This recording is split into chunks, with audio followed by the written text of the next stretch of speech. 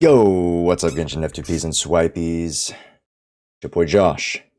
Today, let's go over the drip marketing of Genshin 3.0. Now, before we start, make sure you guys like and comment down below which of the characters you guys have been enjoying thus far in terms of the projected characters for 3.0. And make sure you guys subscribe to the channel because we're trying to get to 1,000 subscribers on the YouTube. Let's get there. Let's get to 4 digits. With that out of the way, let's talk about the 3 newest characters that have been pre-leaked, I guess, from Hoyoverse. They at this point, it's already been leaked, so they're like, why not just fully announce them to be official characters that are coming out? I'm not too opposed to it.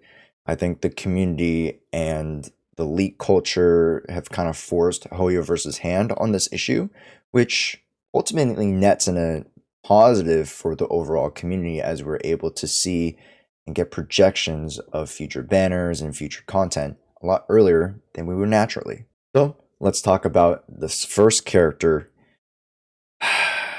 Candice.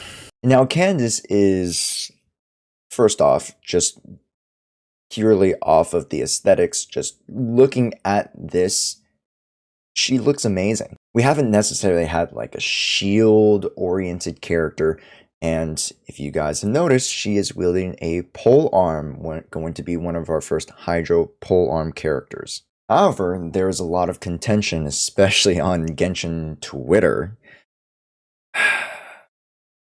Rightfully so, as she apparently is based off of a historical deity figure, Kandake, who is a lot more darker skinned, darker skin toned than this model right here. Of course, there are 2 sides to the argument. The first one being that inspiration doesn't mean you have to try to carbon copy or try to get representation 100% on the dot. It is not MiHoYo's job to fully just adapt the character or, the inspiration outright. If we take a look at other games right now, Dislight in particular, I know that Smite, a MOBA that came out way back, like over 10 plus years ago, was actually banned from certain countries because of their historical representation of the characters being a little too accurate, yet too sexualized, because they're still trying to sell the product. So it would actually stand to reason from a business perspective that they don't necessarily try to adapt the character fully. They don't have to deal with the repercussions of just adapting the character outright. But for the most part, she seems like she seems incredibly beautiful. She's got the Yu-Gi-Oh like headband. I don't even know what that is. I'm really just not that culturally educated, but she has really great accessory pieces. She's looking to be a Hydro pole arm. She has a shield.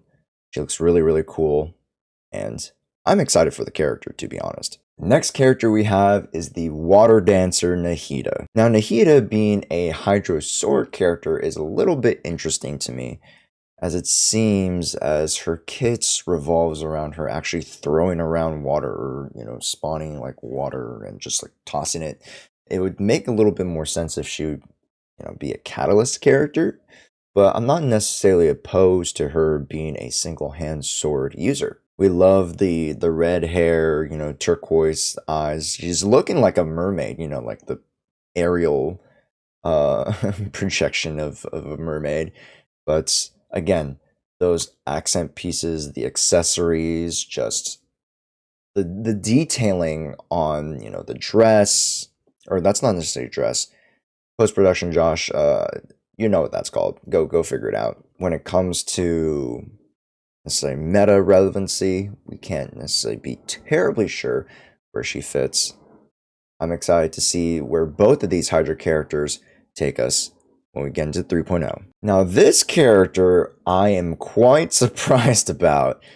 Weirdly, I thought we kind of had this guy figured out, but let's go over Cyno. Now, Cyno is going to be a polearm character, and not just a polearm character, he's going to be an electro polearm character. We've seen one other electro polearm character, and she is incredibly strong. But in the case of Sino, we weren't actually predicting him to be electro at all. A lot of people sought him to be a Geo character of sorts. But now that Sino has been announced to be electro, I am slightly more interested now that we understand that polymorphic reactions are going to be extremely relevant going into Genshin 3.0, Electro being one of the three that are able to interact with Dendro. And let's be honest, this guy is incredibly cool. You know, one of the two bad boys of Genshin 3.0 right next to Alhaitham.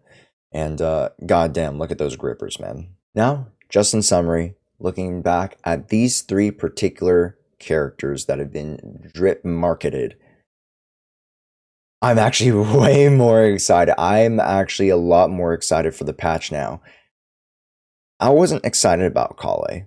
Tignari, I wasn't necessarily excited about either, nor was I necessarily excited about the likes of Dori or Nejita / Kusanali.